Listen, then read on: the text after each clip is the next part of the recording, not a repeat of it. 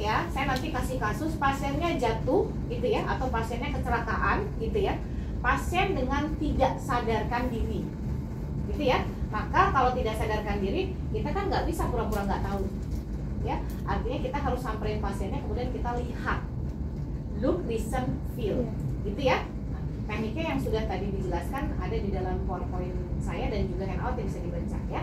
Nah, ketika pasien tidak sadarkan diri, kita samperin.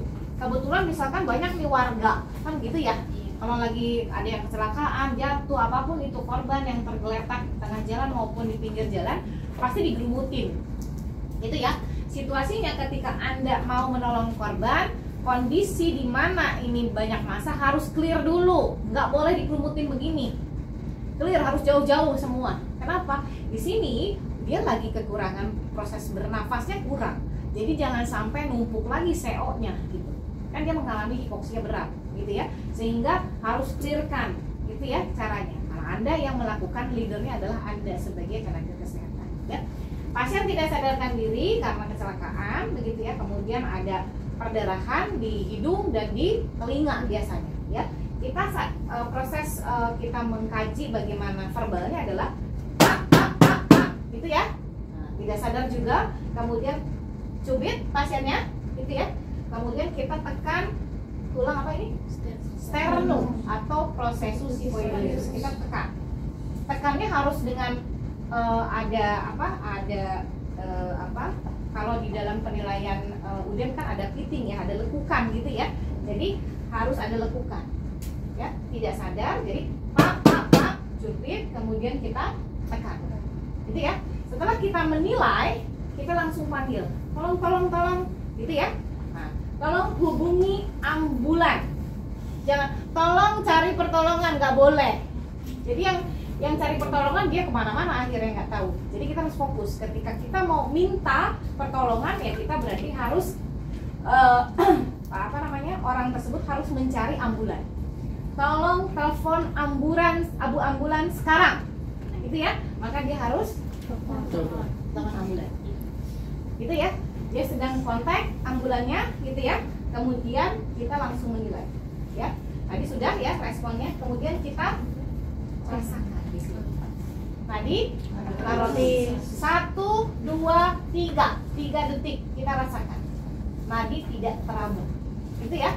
Kemudian kita hand, feel, chin lift, buka ya kan. Kemudian kita look gitu ya. Listen gitu ya. Kemudian kita rasakan lebih dekat lagi. Kemudian kita lihat perkembangan parunya ya, recoil, compliance, mengembang dan mengepis. Jadi selain kita rasakan, kita juga harus lihat di sini ada tidak perkembangan parunya ya. Perkembangan parunya tidak ada, yang dirasakan melalui mulut, melalui hidung tidak ada gitu ya.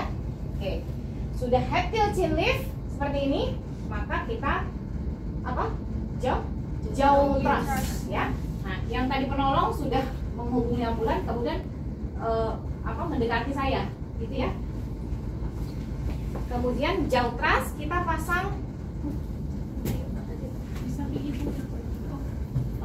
ini ya. Kita jauh trust.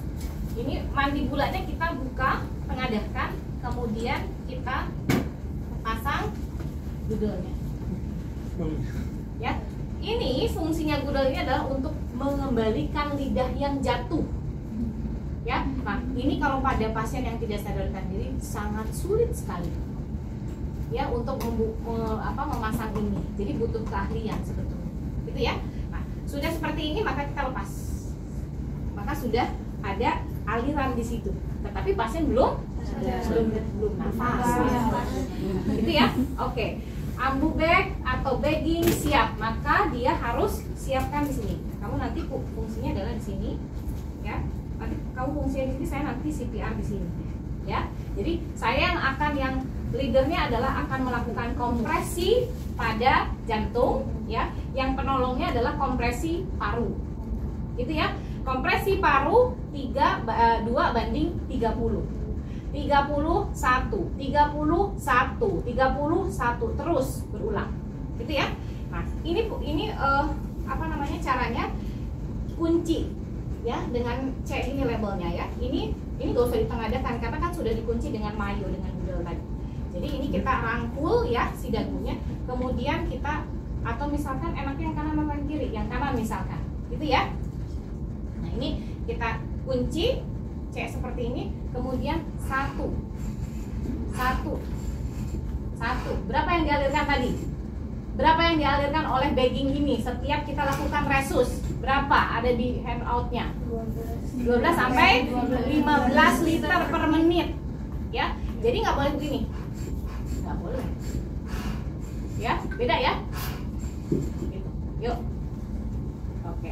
Resus sama ibu ini ya, nanti saya kasih tahu dulu ya.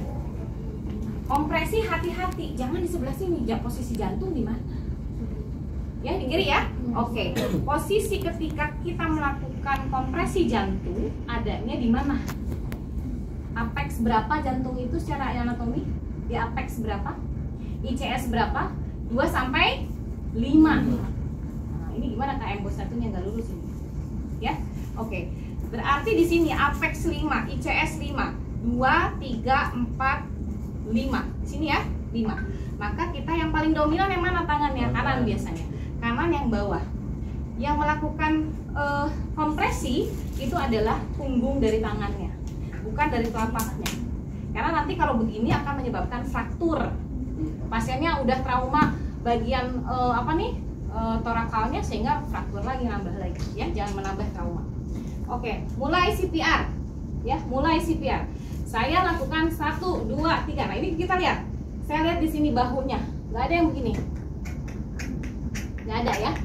Kemudian yang gini, nggak ada ya. Kemudian kita perhatikan kedalaman dari kompresi dada. Ini kan kompresi dada, dia kompresi paru ya kan, resus paru, resus jantung gitu ya.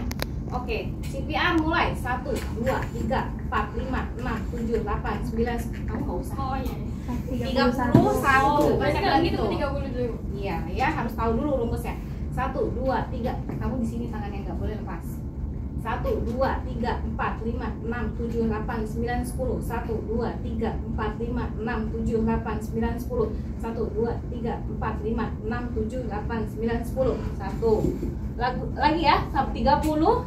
1. 31. Terus. Gitu. Sampai berapa Bu kita lakukan penilaian? Sampai 3 kali. Jadi 30, 3, lepas. Oke, kita dengarkan tadi nadi karotisnya.